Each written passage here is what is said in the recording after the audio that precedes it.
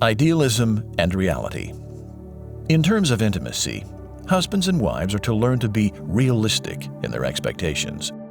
Here's Gene. In this passage, the expectations, of course, relate to sexual intimacy, looking forward to this relationship, and most scholars agree that what is described here is the first sexual experience of this man and this woman. And when you understand that, it helps you to interpret some of the things that are said. And so, first of all, we have the wife's invitation to her husband, to her new husband. Awaken, north wind, come south wind, blow on my garden, spread the fragrance of its spices. Let my love come to his garden and eat its choicest fruits.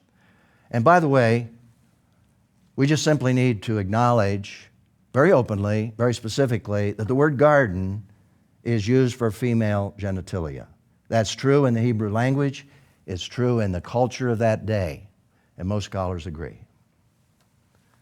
And so this is an invitation to sexual intimacy. And the husband's response is, I have come to my garden. And by the way, now they belong to each other. My sister, my bride. I gather my myrrh with my spices. I eat my honeycomb with my honey. I drink my wine with my milk. And then the narrator says, eat, friends. Drink, be intoxicated with love.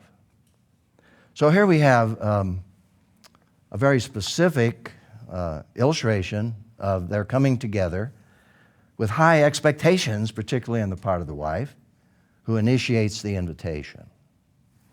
But then you have disappointment. And the disappointment, again, here in sequence, is the wife. And she says, I opened to my love, but my love had turned and gone away. I was crushed that he had left. I sought him, but did not find him. I called him, but he did not answer. Now, basically, what she is saying is the experience is over and he's gone. He's about his business, and she's disappointed. I think we could fill the blank and say he was satisfied, she was not. His lack of sensitivity, they're entering into this experience. And many times, if you understand, if you do any counseling, you realize that frequently this experience is a disappointing experience the first time around because of high expectations, idealized expectations that we realize we're human and nothing is perfect in this life. And these high expectations are not in harmony with reality on the part of both. And so consequently, there's anticipation. The higher the anticipation that is unrealistic, the higher the disappointment emotionally, until we come to grips with, hey, this is reality. This is life. A great gift, but we've got to learn to use that gift and put it in the total context of our life together. And so you see the disappointment. Now, there's another side to this. If the husband senses disappointment, he's going to experience a feeling of failure, because he's thinking in terms of himself, his involvement, and if he's not performing to the way in which she would be happy, he's going to feel there's something wrong with him. There's going to be ambivalence. So that feeds into this relationship oftentimes early on in a marriage where there are not realistic expectations. And of course, good marital counseling today prepares people for that, to come in harmony with really what is reality and what can happen within this relationship. Now, I think there's a great lesson that comes out of this that's broader than intimacy. And the lesson is basically that what we're reading here teaches us as married couples that it takes time to mature and to grow as a couple. Not just in our sexual relationship, but in relationship to all aspects of our sociology, our social relationship. It just takes time. And what was an experience that is filled with expectation can all of a sudden become disillusioning, and especially if the expectations are based on sexuality, can lead very quickly to an opposite feeling. Rather than attraction is resentment. And we see that. Now that's why the New Testament gives us this wonderful new perspective. And we've looked at this before, but when you look at love in the New Testament, I like to illustrate it with this outer circle, agapao love. I call this the circle of biblical love, and this is proper action. This is the kind of love that is willing to die for the person you love. This is the kind of love Christ had for us. If we're going to love each other as Christ loved us, what is the ultimate in that kind of love? It's proper action, a willingness to lay down our lives, literally. Now, we need to get realistic, and generally, God's not asking us to give our life literally, but He's asking us to lay down our lives for the other person in a way that contributes and ministers to that person. Of course, that works both ways. That's reciprocal. We're all to love as Christ loved, whether we're married or whether we're just friends or whether we're brothers and sisters in Christ. But then there's the other dimension that is mentioned, and it's not something different than, but it's part of, and that's friendship. That's what is called phileo love, or warm feelings, that God designed for us to have. God didn't just want us to act because it's the right thing to do in our relationships, but to enjoy that relationship.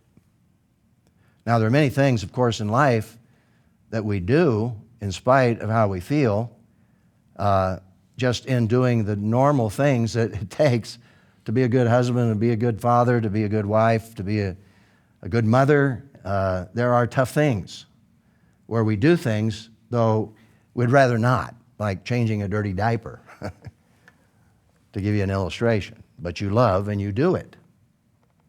But generally speaking, God also used this word for enjoyment, to enjoy, in this case, particularly as we're looking at it, intimacy.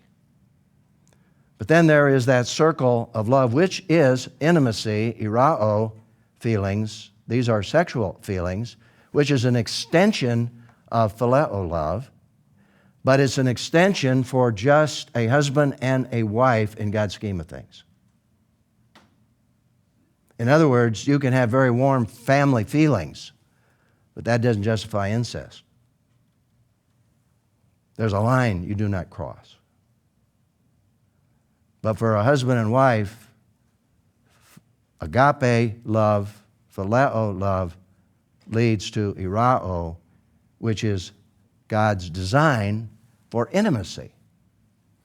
Now, one of the problems you see in our society, and here's where we have a great advantage over unbelievers. Unbelievers, and you can illustrate this again and again with Hollywood movies, that love is defined as irao, not as agapao.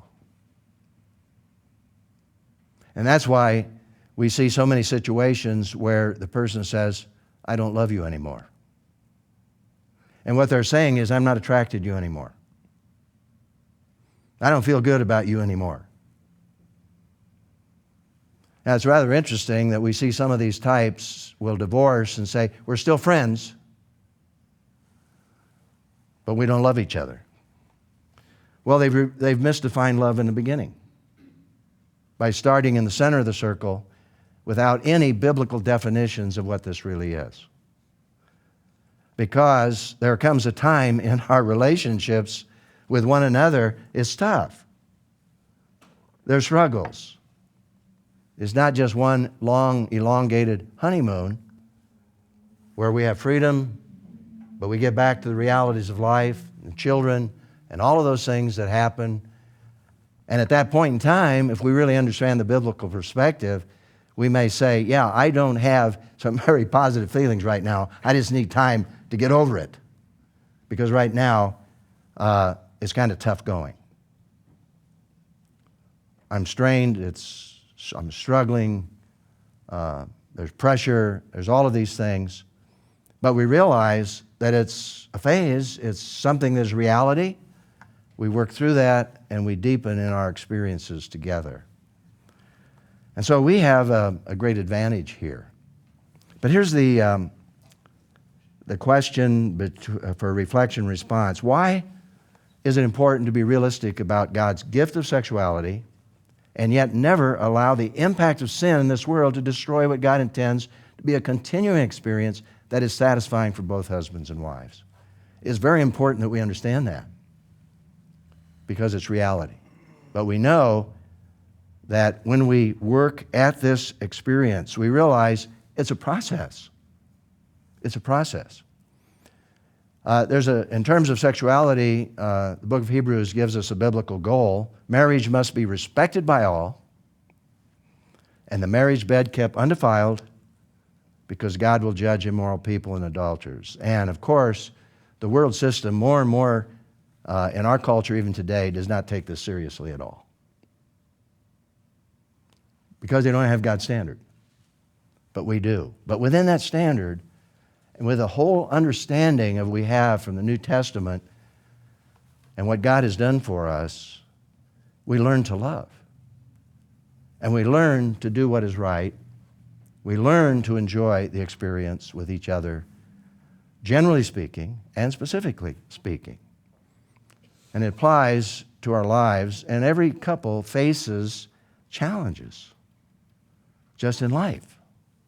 That does indeed affect the intimacy factor. You cannot separate that out from stress. For example, I remember when we first came to Dallas, Texas, Elaine and I had been married for 12 years. And I became a faculty member at the seminary. And I had just spent 9 years completing my doctorate. Every summer I was involved, with a lot of time spent in doing that. I was busy. Trying to put bread on the table as well, trying to perform well as far as my job is concerned. And when we got to Dallas, boy, I was faced with a whole group of new challenges which just continued to take my time. And I remember we came to a point where Elaine said, "Whoa."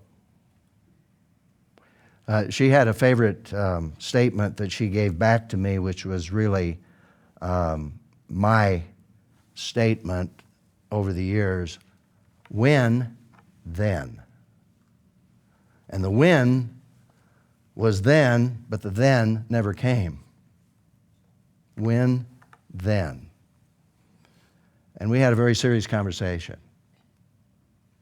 And I began to realize all of the pressure that had been on her, with the 3 children, to help me get through this doctoral program, to get through all of this. And I'm just going on as if this is normal. And she was saying, that's not normal in our relationship. And it got my attention. And we began to communicate at a whole new level. And that's when both of us began to understand more how to communicate our feelings without threatening the other individual. Some very simple things like, rather than saying, "You make me feel this way," you say, "I feel this way." You can't deny a person's feelings. But when you say, "You make me feel this way," you put the person on the defensive. And we need to learn to listen to each other. In fact, as a result of studying a secular book, really, on communication, we actually wrote a Christian book called Partners for Life, which was a very significant experience for us. So it's a growth process. And that growth process affects every aspect of our life, including, obviously, the intimate aspects. Because if we have resentment, if we have these challenges in our life that make it difficult, and we're unhappy, we're struggling, it's going to affect our ability to respond in the way God wants us to respond. So here's the principle. In terms of intimacy, husbands and wives are to learn to be realistic in their expectations.